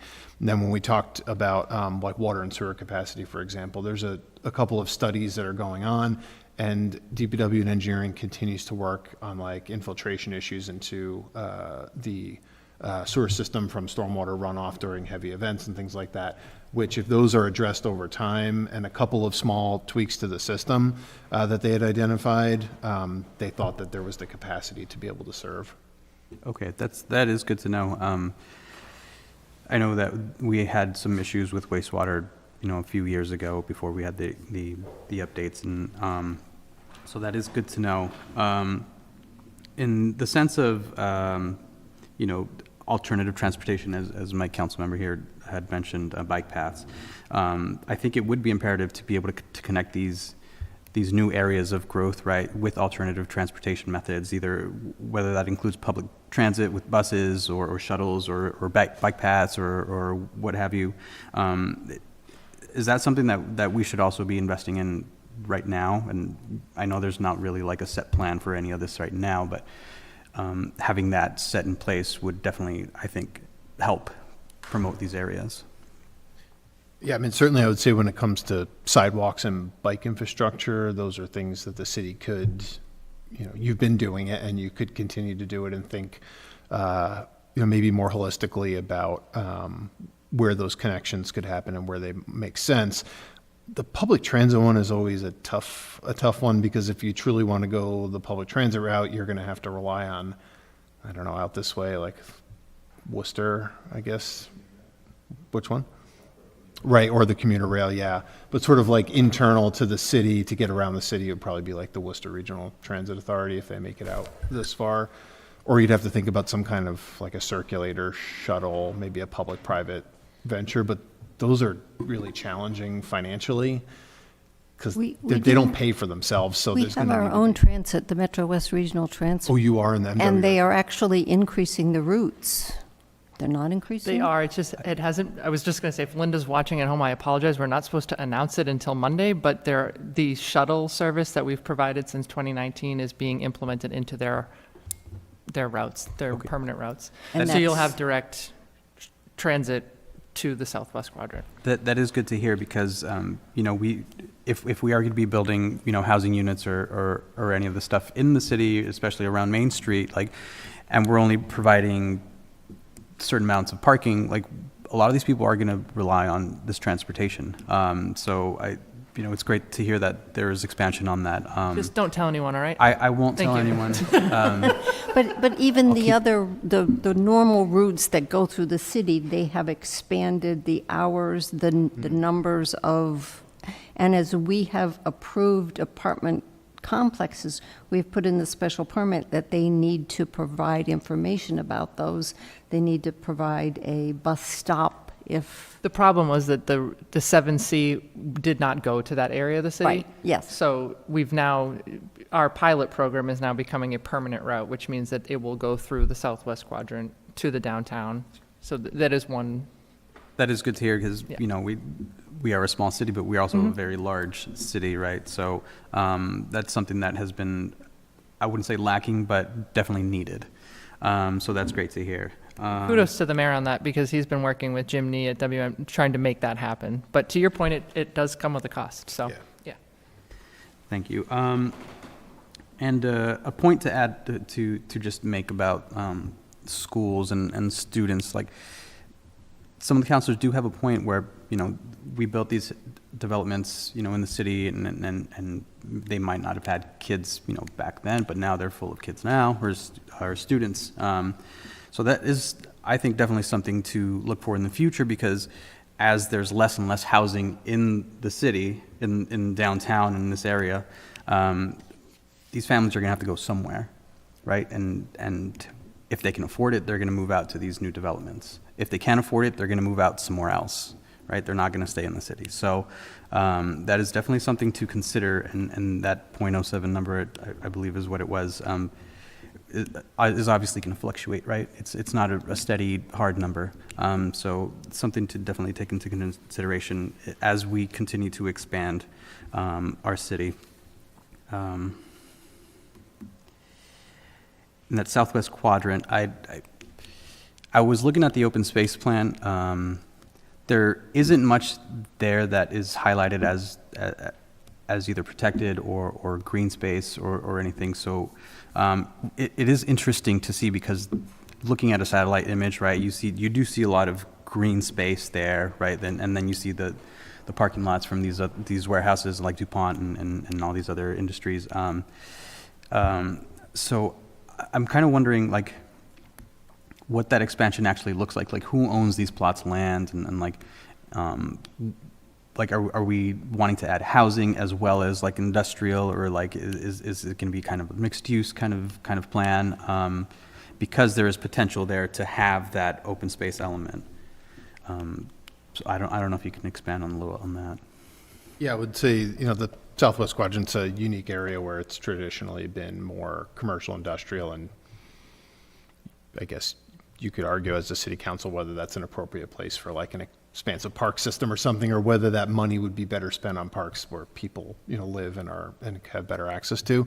But I think in an area like, let's say, for example, like the Nickerson Road area that we talked about, let's say that in the future that's rezoned and you're working with the property owners, I think it would be a great idea to say to them, you have a pretty big area in which you could think about redeveloping. We would love to see some kind of central plaza, central park, because you're going to have people living here as well as people working nearby. So there may be ways, you know, in that area. So that could be an option where the city doesn't necessarily have to pay to acquire land, pay to build it, and then ultimately pay to maintain it. Understood. I was also just reading up on that chapter 40B. So we are pretty close to that threshold. What are your thoughts on providing affordable housing to our residents? Because I believe it's Metro West Housing Coalition, something like that. I don't remember the acronym, but they had a presentation where they polled quite a few residents in the city. You know, a lot of the financial burden is cost of living and actual, like, being able to afford where they live. So I believe it's like 75% of the people interviewed had to make a choice between paying their rent or paying the mortgage and paying, you know, other bills. How do we as a council support those residents and provide for potential new residents that would possibly need this affordable housing? Yeah, so I mean, like as a city, you're sort of limited in the options because you don't build, you know, like the city doesn't build housing, right? So you're sort of limited in the options. So one is, you know, the city has an inclusionary zoning policy where a percentage of new units in a market rate development have to be set aside for households, I think, at or below 80% of the area median income. So as new market rate developments are built, some percentage of those units will be set aside for deed restricted affordable. Now those are at 80%, so household incomes at 80% in Massachusetts and the Boston MSA are still pretty high. It's tough. Yeah. Right? So the folks who need the most help are typically 50% and below. That's often the piece of the market where like housing authorities come into play. So one of the suggestions that we had was sort of to work with Marlboro's community housing organization to try to figure out, does the city have excess land that you don't need that you could potentially dispose of for affordable housing development, either for them or maybe done by the private sector through an RFP process? Would the city want to come to the table with any kind of financial resources or tax abatement resources to sort of encourage affordable housing development? You could go the route of a local initiative project, a LIP, which is sort of you hear like the term friendly 40B. So it's like a city initiated 40B project working hand in hand with a developer, where that would count both on your SHI and get a larger percentage of deed restricted units than your inclusionary zoning would. The city could offer its own sort of like a Section 8 HUD program, but it could be a local rental voucher program. But again, it costs money, or it has some form of city resource that needs to go to it. So I think the council just needs to think about, what do you want to do? What can you do within the financial means that you have to work with? I mean, there's a ton of options, and we listed a bunch of them in the main document of the plan. I did see that. Thank you so much for being. Just a couple of quick comments. I don't want to echo a lot of my colleagues, but just a big thank you for putting this together. I know a lot of residents that I've reached out to, they've had a lot of questions, especially concerning, evaluating capacity in the city, having some forward thinking, ideas about where we're going and what the next 5, 10, 20 years could look like as a city. And so I think this is the start of many conversations that we've already been having as a council, but an opportunity, and Councilor Navin touched on this, but to, get some community feedback, work with the community. I'd be happy to work on that, both in my ward. I know other councils would as well. So, let's put our heads together and see how we can get this out there to the public. More specifically speaking, one of the things that you touched on early in the presentation that I really appreciated was diversifying our core industries, as a city. And so kind of tying back to economic development, on pages 35 and 36, you listed a couple of the target industries for Marlboro and kind of where we should be looking and where we should be going. And obviously, we're looking for industry that, we're going to see employment growth and is also regionally competitive. Is there anything kind of that we should be targeting right now? I know you gave a couple of examples. A lot of them we kind of already have ties into, whether it's software publishing or manufacturing in some capacity. Is there kind of a unicorn out there that you think we should really be, giving some focus to, or is this a conversation to be had later? I don't know if there's necessarily, and Eric may disagree with me, but I don't know if there's a unicorn per se. But one thing that's not in the main body of the plan, because we developed it more for MEDC and staff, was we did a deep dive into all those target industries, and we provided MEDC with a ton of information about each of them. So where are they located? Who are the big targets? What are they looking for? But the other thing is the supply chain, up and down the supply chain. So if you have a software company that sits in the middle of that supply chain because they're developing software, they have things that are coming in as inputs, and then certainly they're selling a product as an output. So in those targets, we actually suggested like synergies and supply chains. So you might only be attracting or housing one component within that entire target industry. There might actually be other things that want to co-locate with each other. So we actually focused a bit of effort more on that than saying, oh yeah, you should go and design some kind of an incentive program to attract this thing. Like, I don't know, not that I'm saying you should do this, but like data centers, That's the big thing everybody's talking about. Not a lot of jobs, tons of revenue, but comes with a lot of potential challenges as well. Like, we don't have something like that in the report. No, I appreciate that. I think that gives a better glimpse as to how we're thinking as a city, We're being holistic in kind of what business exists now and how we can branch out and kind of support what's already existing while also diversifying, our own portfolio as a city. So, kind of shifting gears back to housing a little bit. I appreciate the answer. My last question. You mentioned the missing middle. Kind of what does that look like? What are some examples of that kind of housing that we could see? And are there other communities that are tapping into this, at least in this area or maybe in this Commonwealth, that kind of already, laid a little bit of a framework that we might be able to work off from? Yeah. So missing middle is typically anything from like a like your classic New England triple decker up to maybe a smaller apartment building, let's say it's 15 units or less or 20 units or less. So it's not the single family and two family, and it's not the 50 plus unit multifamily, right? That we're seeing those ends of the barbell. It's like everything in between, for a variety of reasons, it's just not being built or it's not allowed. So it could be, as we heard some of the counselors say before, like a townhouse development that lines the street. It could be smaller garden style apartments that, like I lived in Malden, for example, for a long time, and you would walk down the streets closer to Malden Center in the downtown, you would see these like 6 or 8 unit brick apartment buildings that are nestled in between a 2-family and a single family and a 3-family. It's stuff like that.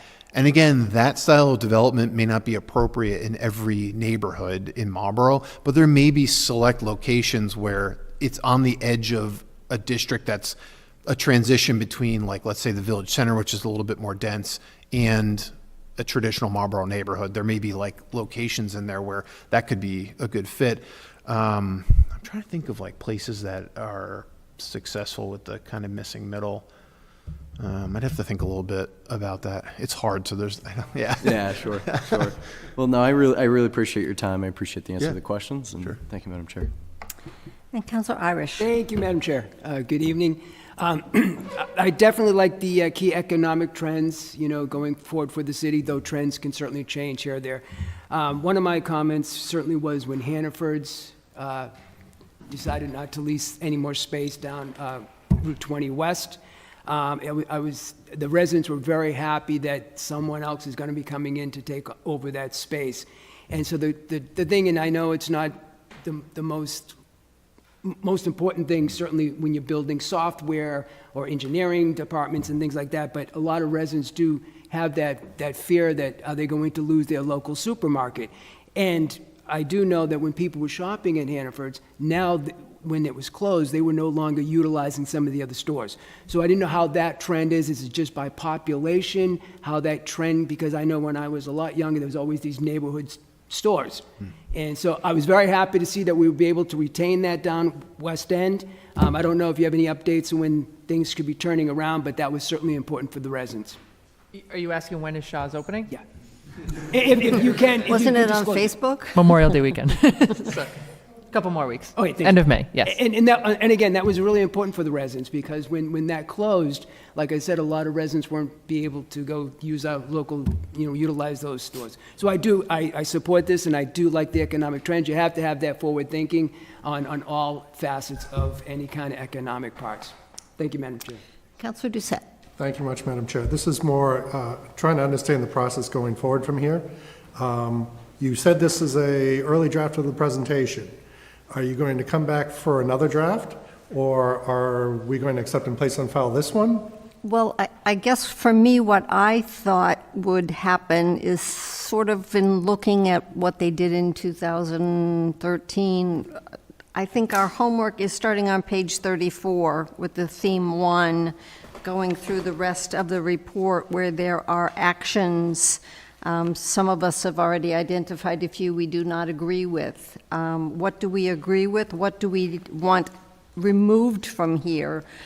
So that if we adopt this as a council's master plan, it's what we want. MEDC could disagree, but I see another meeting where we take a deeper dive into this. And I don't even know if there is the piece of the kind of putting it all together with who's the lead entity and the short-term, medium, long-term.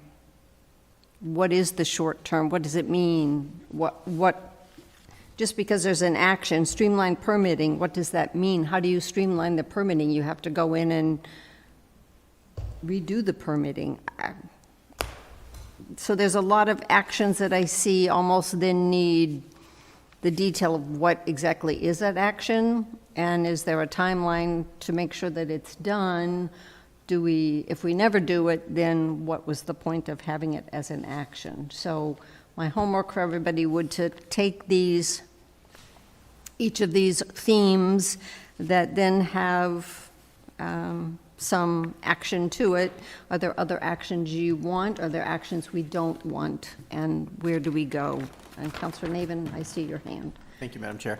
A couple of things, but to just answer to that, one of the things I want to be careful of, or I think we should be careful of, is, again, approving this document, accepting this document, making changes to this document, I think are all well and good. Again, there are pieces of this that I don't agree with wholeheartedly. There are some things that I don't approve of. I think we could all probably, right, we could throw out the commercial tax rate for multifamily homes. But I also think we should be careful there are good strategies here. And again, there are good strategies that I don't agree with. But I wouldn't want to shortchange the potential for future people who are silly enough to run for city council and sit in these seats. I don't want them to not have some of that information just because I don't agree with it, and I don't want to see it happen in our community. I don't think we should only be taking the good. So I agree wholeheartedly. We should definitely come back. We should have a further discussion about this. We should talk about these things, but I guess I'm just careful. I think we should be careful about the next steps, and we should be thoughtful about the next steps, because I do appreciate having the whole picture of that piece. Well, I think much like the mayor's CIP, which is a 5-year plan that's then looked at for the next 5 years, I don't want this to wait for 12 years before we see the next plan. So if there are things that we remove from here, that doesn't mean that a future council couldn't add them back in, or even things that we put in here, if we don't accomplish, that they could still not accomplish going forward. No, I agree with that. I guess I would just also say, right, so just because it's in here doesn't mean that it's going to, we will use it certainly for talking points when we argue about the next housing proposal, but it doesn't necessarily mean that we have to do something one way or the other. So I do wonder. It's a nice, in this regard, I think it becomes, a compass document for us about the direction most of us want to head. So I agree. I think we should do that. Just a couple of other comments and questions I wanted to make. One, I love the logo. I think it's great. I think it's clean. I think maybe I can't take credit for that. maybe I love the logo. I mean, a couple more Marlboro-centric buildings added into it, I think could have been, if there's a stock image of Marlboro buildings that are drawn, that would be awesome. There's no tower. No water tower. Yeah. So, but no, I like that. It's clean and it's good looking. So the other question on housing, and this is where my mind went to when you guys talked about the middle that doesn't exist, is, and we talk about the need for single family housing. We talk about the need for, starter homes. I saw somewhere, I know the administration filed in one bill about basically like starter home zones where, right, it would be limited to like 1,800 square feet, the frontage would be reduced, things like that. Not that we've got huge swaths of land, although there is one in particular that is a very large parcel of land in our community that may have a housing proposal. Are you seeing that anywhere else, and is that an opportunity to kind of say, and is there, right, this all comes down, like everything else, it all comes down to economics. It all comes down to whether there's a developer that can make some money to build the project, and then is there a buyer? But are there any opportunities for that? Are you seeing that anywhere? Is that applicable here? Yeah, that's a good question. I think the starter home district is relatively new, so I'd have to check and see if anybody's adopted anything. I just didn't know if like the proposal came out of like a successful use case or anything like that. So I think it was state, sort of the administration like trying HLC trying to figure out, how do we move the needle on some of these things that, we just can't. It was state, had not actually created the order, but for us to investigate looking at adding it to zoning, because I do think it is something we need to think about. And I agree that there are some potential lots that could fit into the scheme of things, and I think that it does then allow a developer to, rather than take a small piece of property like the subdivisions that we've seen on Pleasant Street, on Hosmer, and on Stowe, where they're taking 6 and 7 acres and sticking 10 or 11 houses that are costing $1 million, because that's what it's costing them to buy the land and to build the housing. They want their money back. Can we wind up with a house that is really affordable for that middle that is a $400,000 house. Would someone build it becomes the bigger question, because they want their money, and all the costs are all the same for the infrastructure, the building permits are all the same, the materials are the same. They need less material because they're building less house. Less land, but yeah, it's tough. I think that it's worth the conversation, so I haven't gotten to that point yet, but as far as I know, nobody else has actually adopted the regulations. There are two communities, I think it was Lexington and I forgot the other, that have it on their plate but haven't done it. So it's too new. But. Do you need a motion to postpone? Oh, Sorry, no, never mind. Councilor Preciado. Thank you, Madam. So what I see with this document is I essentially see like this piece, as a piece of a larger, map for us, right? We have other plans we can work off of. I agree with Councilor Navin that, we should keep this here for future reference in some form, but, this could work as a big jumping off point for something that we would want to develop for ourselves and really customize, for our needs. I think you guys did an incredible amount of work, but it is missing some of the the elements, like we should consider the open space plan in it, as well as other factors. So I would also like to see this going to the public as well. So a nice little tour of the plan would be amazing, and I can also host my community I as would well. appreciate everybody's help to find ways to get it out to residents in particular. The business community, we've got that covered, but residents, I would love to partner with any of you. Yeah, I can help facilitate that, because a lot of the residents in Ward 3 are being directly impacted by a lot of the expansion that's happening, because a lot of the expansion that's happening is in Ward 3. So I do get a lot of emails, I get a lot of phone calls, probably more than anyone else here about development. But I would love to help lend a hand in that. And I know I did try to get the community advocate to advertise the forward plan in this meeting tonight. They did not put anything in the paper, unfortunately. I used Facebook. I used as much as I could to provide the public the opportunity to do input tonight. You saw we had 2 people. So I don't know how much.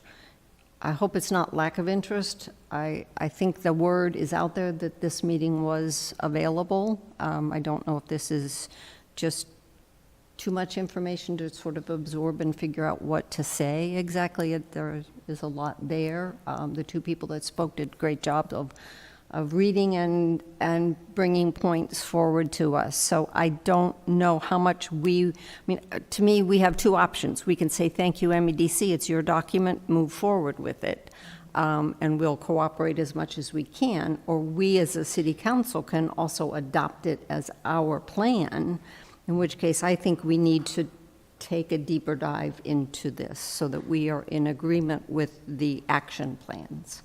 And if we're not, then why are we approving it? So, Councilor Doucette?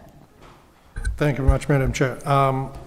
I would like to see any responses from taking this show on the road, getting feedback from the community, business development, et cetera.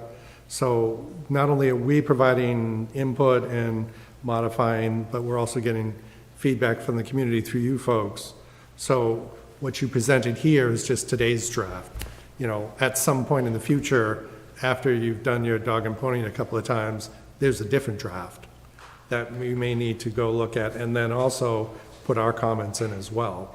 So this, input's coming from multiple places, we're just one of them, we're not the only ones.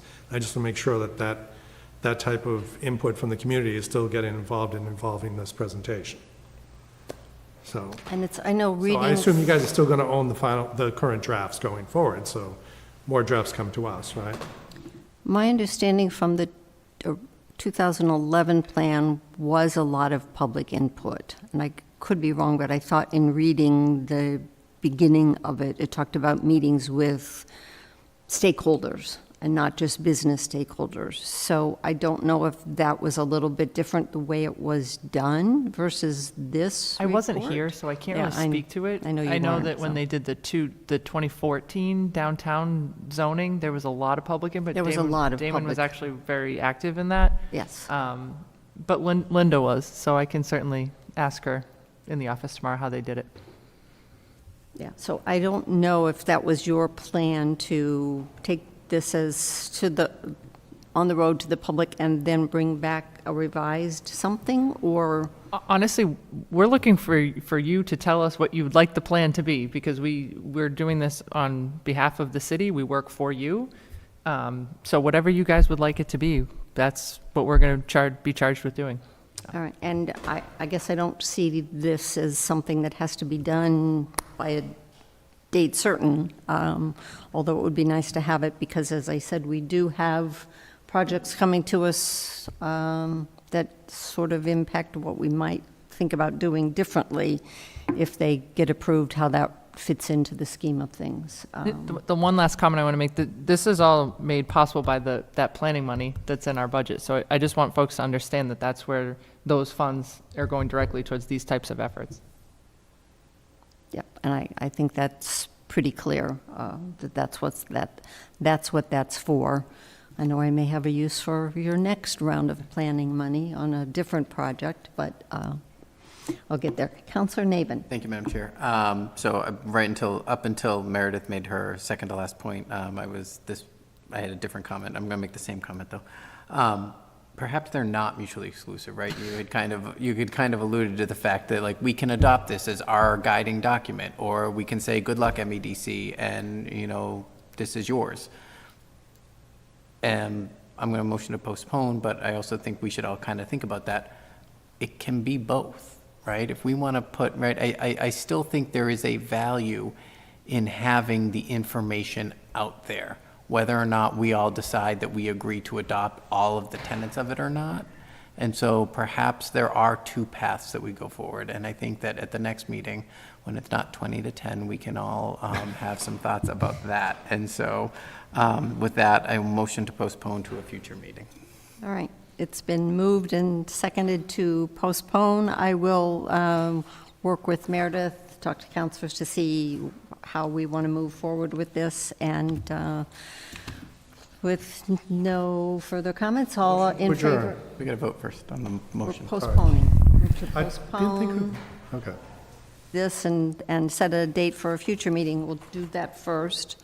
Everybody agree to postpone? Yep. All right, now, I guess we'll take an official vote. All agree to postpone? 1, 2, 3, 4, 5. All right, now we can move to. Motion to adjourn. It's been moved and seconded to adjourn. It is 9:40, we'll say, 9:39. All those in favor? 1, 2, 3, 4, 5. Thank you. We are adjourned.